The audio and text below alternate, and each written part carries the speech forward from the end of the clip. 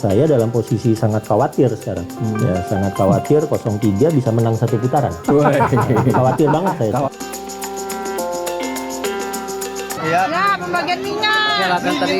Saya dapat semua. Beringin dapat, acaranya di Pakam. Tapi alasan masa orang tadi Pakam karena- nggak dapat. Iya. Padahal minyaknya masih banyak.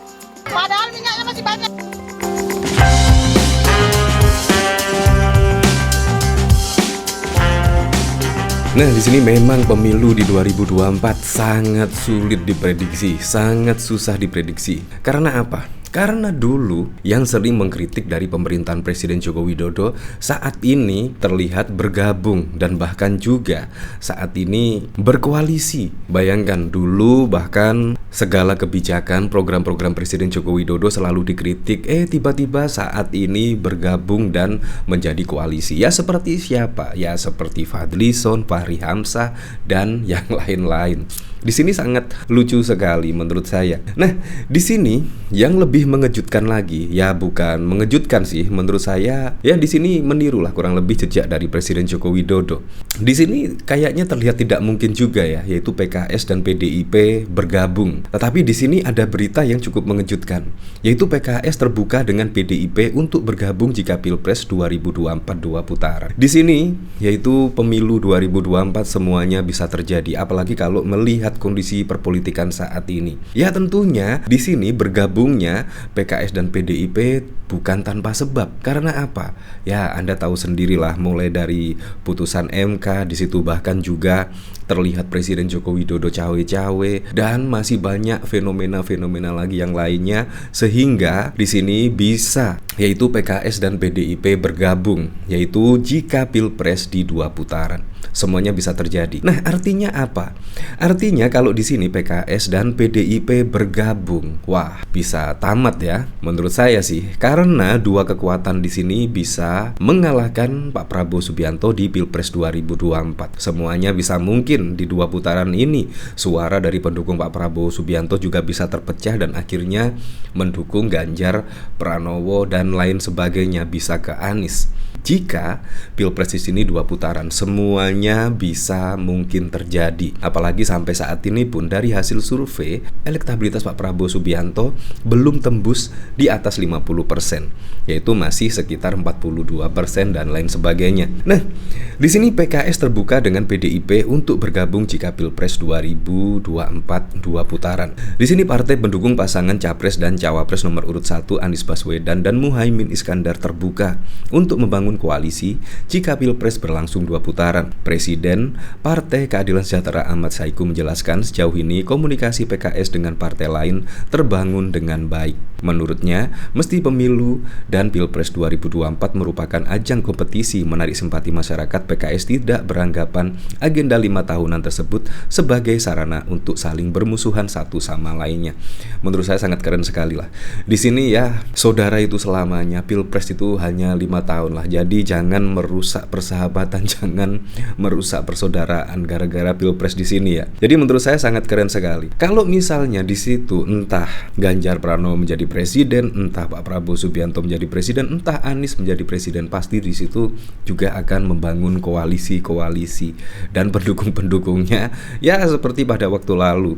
Ketika pendukung Presiden Joko Widodo pada waktu lalu, yaitu bahkan pasang badan ketika Presiden Joko Widodo difitnah oleh pendukung Pak Prabowo Subianto dan lain sebagainya. Saat ini membangun koalisi dan Pak Prabowo menjadi menteri. Ya, kita hanya pendukung saja. Makanya di sini jangan terlalu fanatik ya mendukung calon capres-capres tertentu. Nanti kita sendiri yang akan rugi. Nah, di sini bahkan juga dikomentari oleh Bang Denny Siregar. Di sini menurut saya cukup masuk akal lah melihat fenomena perpolitikan saat ini. Ketika di sini Denny Siregar ditanyai oleh seorang temannya, "Lu nggak malu Den nanti Ganjar koalisi sama Anies?" Lah, lu aja nggak malu sekarang jilat-jilat Prabowo, padahal dulu caci maki dia.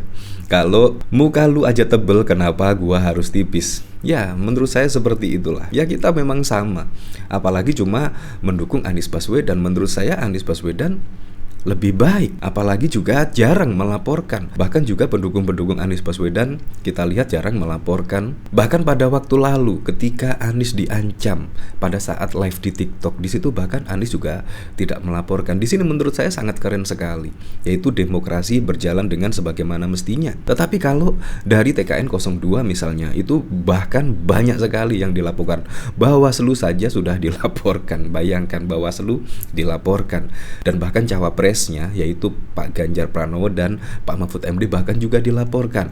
Anies juga tidak luput dari laporan tersebut. Bayangkan di sini, bertanya saja kepada Capres 02 tentang pertahanan dan bahkan juga menyinggung soal lahan yang dimiliki Pak Prabowo Subianto berujung dengan pelaporan. Di sini memang harus kita waspadai ya seperti ini. Menurut saya demokrasi kalau berujung pelaporan-pelaporan seperti ini, maka demokrasi tersebut juga sudah tidak sehat kalau menurut saya. Nah, dari sini bahkan yang paling keren lagi yaitu komentar dari Andi Wijayanto kalau tidak salah ya. Di sini bahkan mengomentari yang dikhawatirkan adalah Ganjar Pranowo bisa menang satu putaran. Ya kami menganalisis di mana dulu di 2019 Pak Jokowi kalah ya. Malah suaranya lebih rendah dari 2014. Aceh, Sumatera Barat, Jawa Barat, Banten, NTB, Kalimantan Selatan, hampir seluruh Sulawesi. Ini suaranya lebih rendah dari 2014. Kalau Jawa Tengah waktu itu tidak tembus 60%, Pak Jokowi bisa kalah. Lewat. Ya. Jadi di sini memang berlomba-lomba, yaitu entah Capres 01, entah Capres 02, entah Capres 03, di sini berlomba-lomba yaitu apa? Untuk menarik pemilih yaitu di Jawa Tengah. Nah, bahkan di sini Andi Wijayanto mengaku kalau Presiden Joko Widodo pada Pilpres 2019 saja mendapatkan suara di Jawa Tengah hanya 60%. Di situ Presiden Joko Widodo pasti tidak akan bisa menjadi presiden. Nah, di sini kalau kita ketahui ya di Jawa Tengah itu lumbung Ganjar Pranowo dan juga basis pemilih PDIP ya, otomatis di situ juga bisa jadi yaitu banyak pemilih Ganjar dan juga PDIP. Apalagi saat ini juga masyarakat juga semakin cerdas ya dalam memilih pemimpin di sini. Apalagi dengan fenomena Mahkamah Konstitusi yang pada waktu lalu meloloskan Gibran misalnya, politik dinasti misalnya, di situ bahkan juga isu-isu yang sangat santer terdengar hingga hari ini. Nah itu triangulasi itu kami lakukan terus-menerus setiap hari jam 11 datanya masuk gitu dan melihat perkembangan data, apalagi ngelihat pergerakan sentimen ya pasca debat 3. Ya kita ngelihat juga sentimen Pak Jokowi selama 7 hari terakhir gitu ya. Saya dalam posisi sangat khawatir sekarang. Ya sangat khawatir 03 bisa menang satu putaran. Khawatir banget saya. Nah, kalau ini misalkan Ganjar Pranowo menang satu putaran, wah, sangat keren sekali. Nah, bahkan di sini, yaitu apalagi ditambah dari ini ya, dari berita ini. Bahkan gara-gara sepi, minyak pun nggak jadi dibagi, dibohongi lagi. Nah, di sini ada curhatan salah satu orang yang datang hanya demi minyak di sini tetapi tidak dibagi. Di sini sangat lucu sekali ya. Di sini bahkan dikomentari oleh Habib Selo, ketipu seperti ini. Ini kejadian di alun-alun Lubuk Pakam pada saat kampanye jalan santai Senam Gemoy dari Partai Gerindra. Tadi setelah kita Kitro ada bersisa minyak beberapa kardus. Panitia mengusulkan untuk tidak dibagikan ke masyarakat dengan alasan ricuh karena acara berlangsung lama sehingga acara tidak sampai. Dengan minyak dibagi ke ranting-ranting. Masalahnya apa? Masalahnya apa? Masalah dapat. Nah, masalah pembagi minyak.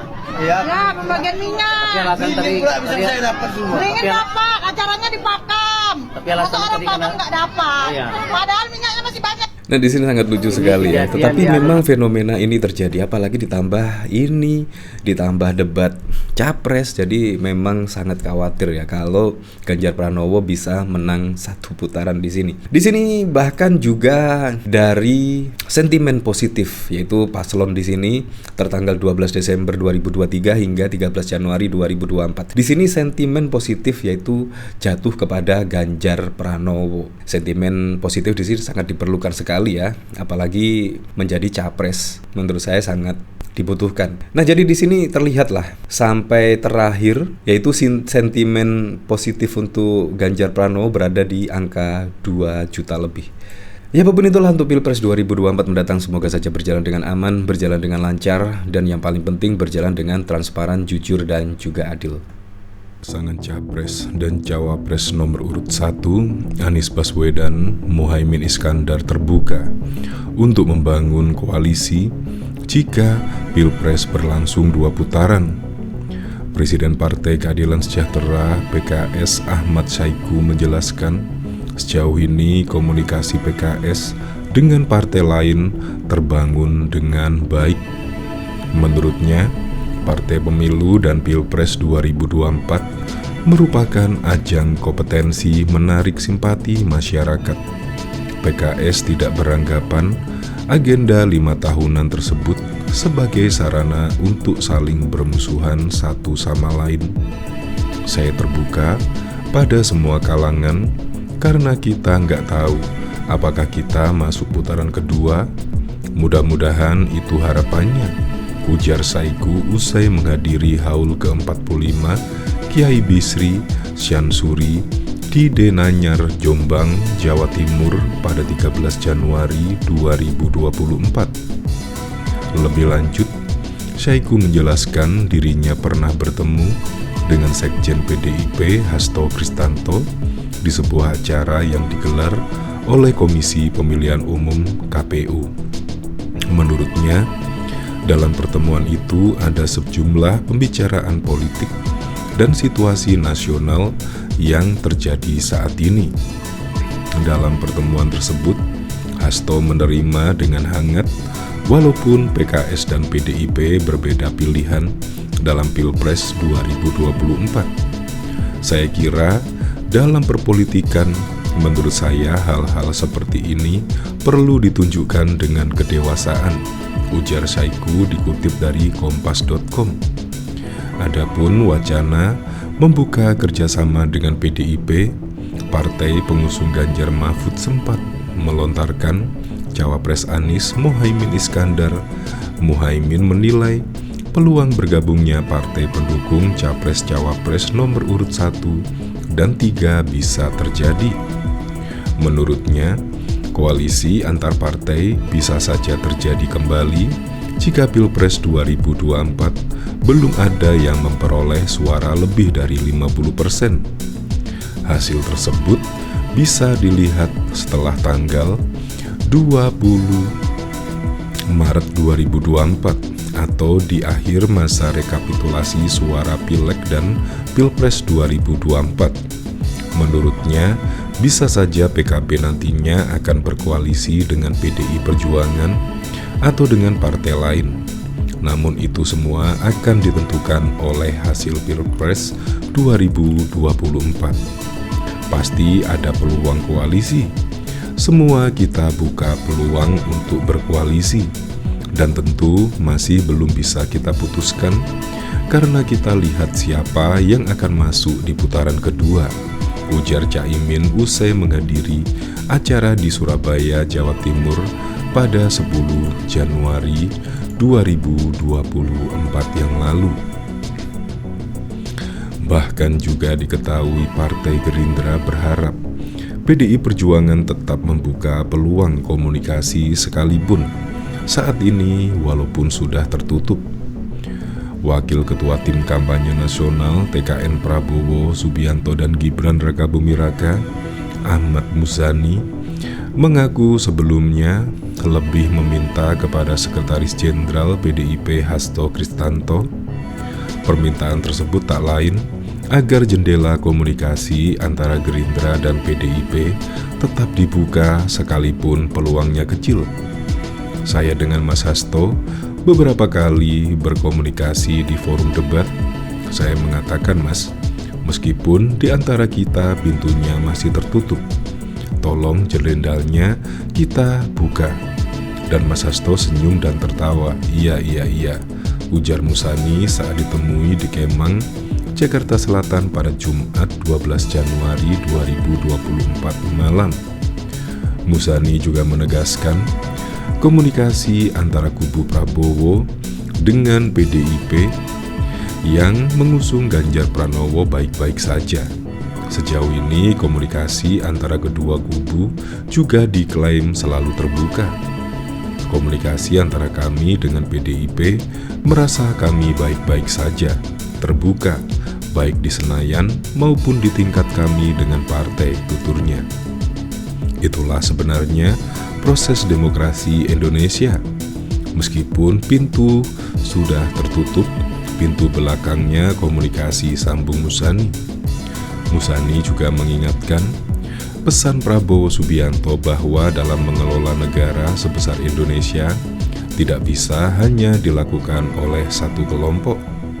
Maka dari itu, kata Musani, jika Prabowo menjadi presiden, semua kekuatan akan dirangkul.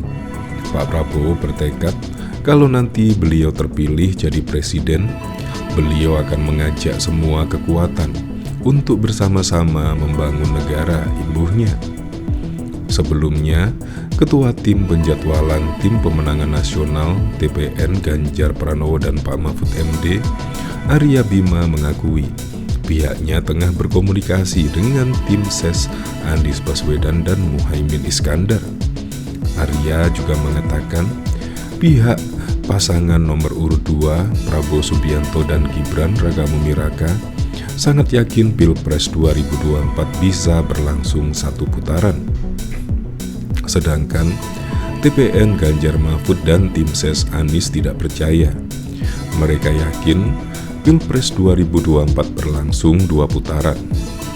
Putaran kedua masih sangat dinamis.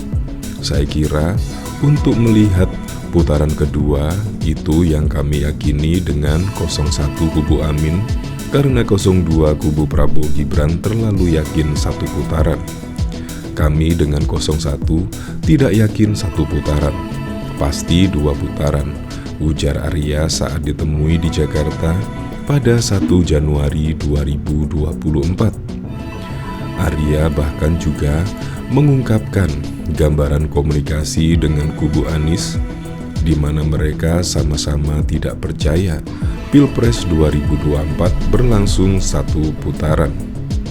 Menurutnya, Pilpres 2024 satu putaran hanya dibentuk melalui opini publik seperti survei.